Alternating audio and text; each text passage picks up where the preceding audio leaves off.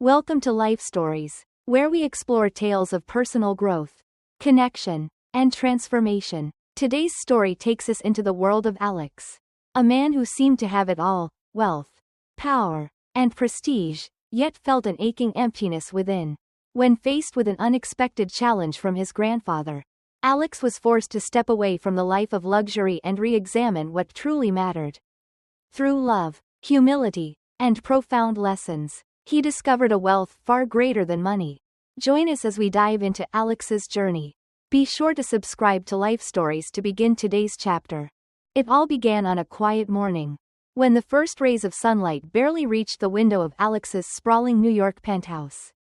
He was already awake, lying in his king-sized bed, staring at the ceiling. By any measure of success, Alex had made it. By the age of 35, he'd become a CEO, amassed a fortune that spanned multiple continents, and collected the kind of material wealth most people could only dream of. Yet, he felt hollow. Alex got up slowly, a vague sense of unease trailing him to the kitchen where a meticulously prepared breakfast waited. The chef had outdone himself. As always, perfectly poached eggs, warm pastries, the kind of meal that spoke of privilege. Alex, though, barely touched it. He glanced out the floor-to-ceiling windows instead, his gaze settling on the city streets below. People were rushing to work, carrying briefcases, hailing cabs, hustling through crosswalks. He found himself wondering, what would it be like to live a life like theirs? The question lingered in his mind as he worked through the day's agenda with his personal assistant. The meetings, the conference calls, the investment decisions, all of it felt distant, mechanical. As Alex flipped through the documents, his phone buzzed on the table. It was a call from his grandfather's lawyer. The news that followed was so unexpected it stopped him cold. Alex's grandfather had been a peculiar man, always one step ahead, always ready with a lesson or challenge. Even after his passing, he had one final twist in store. According to the lawyer, Alex wouldn't be receiving the rest of his inheritance unless he completed an unusual task. He had to live like an ordinary person for a full month, without access to his vast resources or high-powered connections.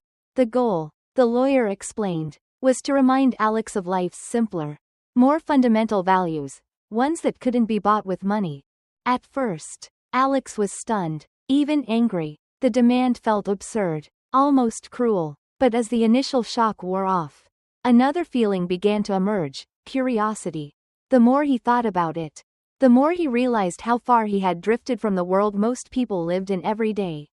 He'd spent years locked in his bubble of wealth and status, and the idea of stepping outside that comfort zone stirred something inside him. By the next morning, Alex had made up his mind. He packed a single suitcase with essentials and informed his assistant of his decision. "I need to do this alone," he said firmly, cutting off any protests. He would find a modest apartment, take public transportation, and find a regular job. In the days that followed, Alex was plunged into a world that felt foreign, yet oddly familiar. The apartment he rented was small, with creaky floors and a chipped kitchen counter. Gone were the private chefs and drivers. He learned to brew a pot of coffee in a beat-up old machine. And the first time he tried to navigate the subway, he got hopelessly lost. He couldn't remember the last time he'd walked so much, or stood shoulder to shoulder with so many strangers. It was unsettling and exhilarating all at once.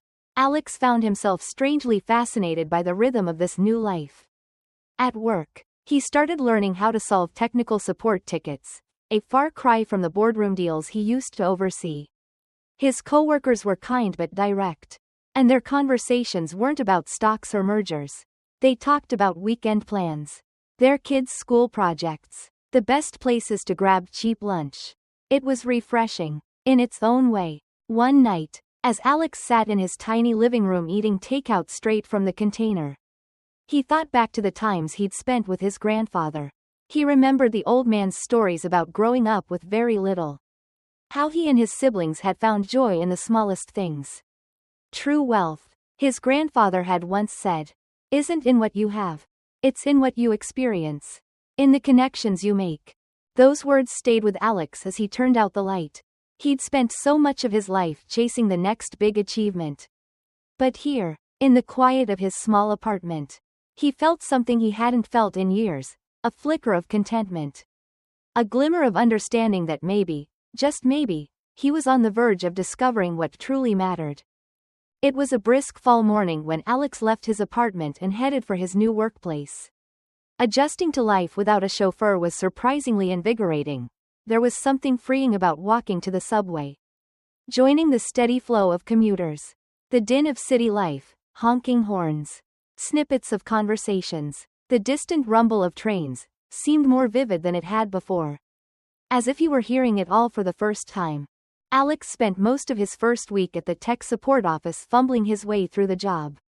His computer skills were decent, but there was a difference between managing high-level strategies and patiently troubleshooting someone's frozen email account. He learned quickly, though, and despite the challenges, Alex found himself enjoying the work more than he expected. His co-workers were a friendly, diverse group. They teased each other good-naturedly and swapped stories about their personal lives, stories that Alex, for once, felt compelled to listen to. Lunchtime was another revelation. Alex used to eat hurriedly at his desk, or dine at exclusive restaurants where the conversations revolved around business deals. Now, he joined his co-workers at a nearby sandwich shop, squeezing into a booth with a group of people who didn't care about his net worth. They joked about office mishaps and debated the best sports teams, and Alex found himself laughing along. On one of those lunch breaks, he started talking to Lauren. She was a teacher, passionate about her work at a local elementary school. They bonded over their shared fascination with how people learn, how kids' natural curiosity can flourish when given the right support. Alex was struck by Lauren's warmth, her sense of humor, and her genuine interest in others. She seemed to approach life from a perspective he'd forgotten, one that valued small victories and meaningful connections over grand displays of success. As the weeks passed, Alex and Lauren started spending more time together. It began with simple conversations during lunch or over coffee after work. But soon they were meeting on weekends. She took him to local art exhibits, and he introduced her to his favorite bookshop. They walked through neighborhood parks, talking for hours about everything from childhood memories to their hopes for the future. Alex couldn't remember the last time he'd felt so at ease. One night, after an especially good conversation, Alex sat on the worn couch in his apartment and replayed their day in his mind. Lauren was teaching him to see the world through fresh eyes. He started noticing the vibrancy of street murals he used to overlook, the joy in a father and child playing in a park, the quiet beauty of a cup of coffee sipped slowly on a chilly afternoon. For the first time in years, Alex felt more present, more alive. Lauren's influence wasn't the only thing shifting his perspective. His grandfather's challenge, meant to strip him of his usual privileges, was proving to be more than a temporary test. Alex realized he was learning lessons he couldn't have gained from boardrooms or balance sheets. He was rediscovering his own values, empathy, humility, and the joy of human connection. These moments with Lauren, these simple, unremarkable days, were beginning to mean more to him than the gilded milestones of his old life ever had. One crisp November morning, Alex and Lauren ventured out to a neighborhood market. The air smelled of fresh baked goods and roasted coffee, and vendors displayed everything from handmade crafts to vibrant produce. It was the sort of place Alex wouldn't have noticed before, let alone visited. He found himself mesmerized by the lively energy of it all. The way an older couple laughed while sharing a hot cider, how a young woman carefully selected apples from a wooden crate, and the easy banter of the stall owners with their regulars. Lauren tugged his arm and led him to a small jewelry stand. "This is my favorite," she said, picking up a delicate silver bracelet. "Whenever I have a big day at school, I wear something from here. I guess it's sort of my good luck charm." Alex smiled, touched by the small rituals that grounded her. In that moment, he realized how deeply her world of everyday joys and struggles had drawn him in. They continued exploring the market, and Alex found himself asking the vendors questions, chatting with strangers in a way he never had before. Back when his wealth defined him, conversations felt transactional. People were always angling for something. Now, in this humbler life, he could talk to someone without pretense. without any expectation beyond a genuine exchange. As they left, a local musician strummed a guitar by the market's edge. Lauren stopped, her face lighting up at the familiar tune. "I love this song," she said, pulling Alex toward the small group gathered to listen. Standing there beside her, hearing the guitarist's raw, heartfelt performance, Alex felt an unexpected swell of happiness. Not the fleeting rush of closing a big deal or acquiring a new luxury car, but a deeper, quieter joy. Later that evening, back at Alex's apartment, they sat together on the couch, sipping tea. Lauren was recounting a funny story about one of her students, and Alex found himself captivated by the way her eyes crinkled at the corners when she laughed.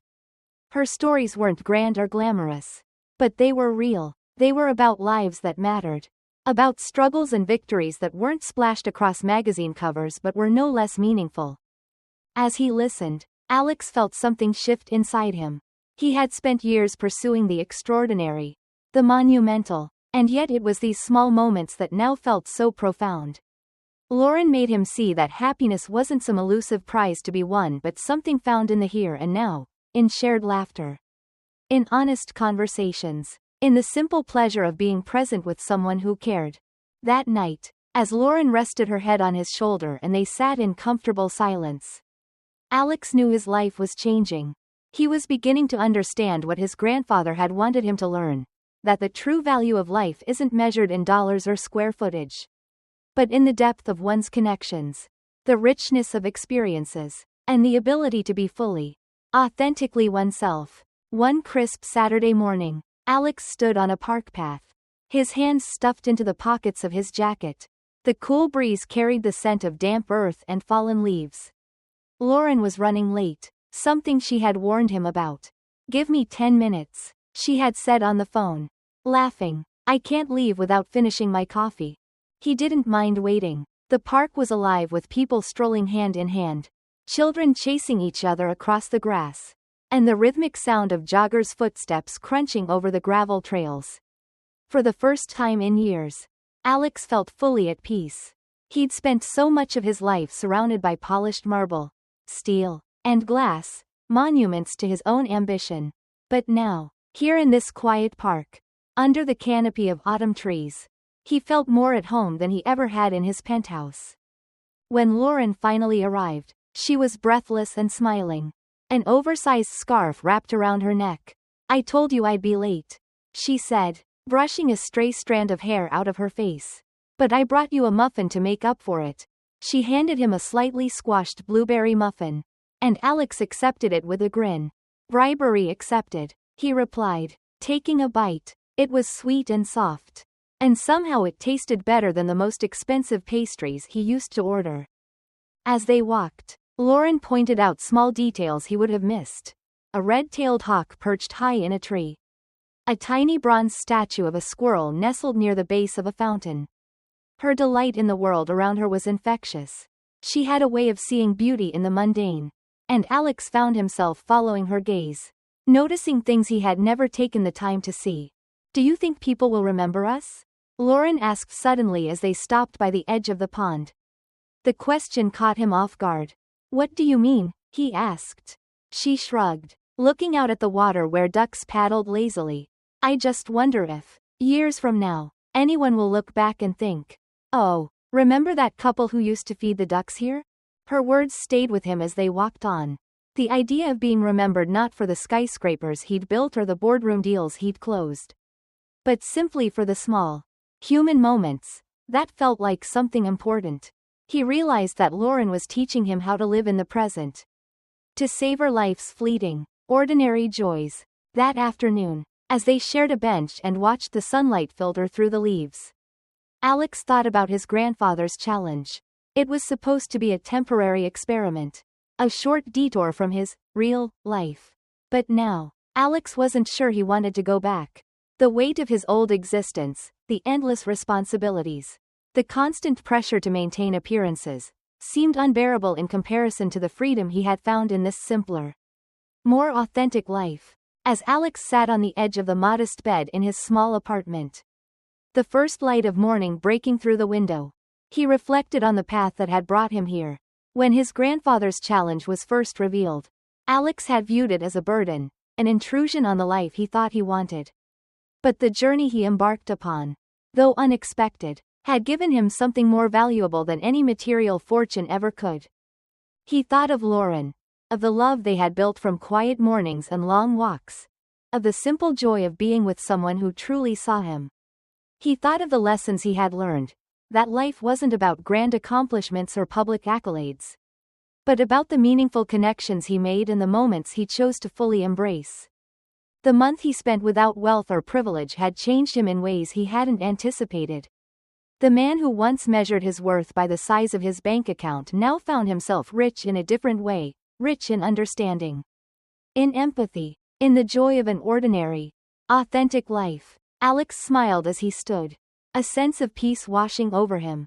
His grandfather's challenge had not only reconnected him to the world, but also to himself. If you enjoyed Alex's story and the journey he took to find meaning beyond wealth, be sure to subscribe to Life Stories. Every week, we bring you new tales of love, transformation, and the enduring human spirit.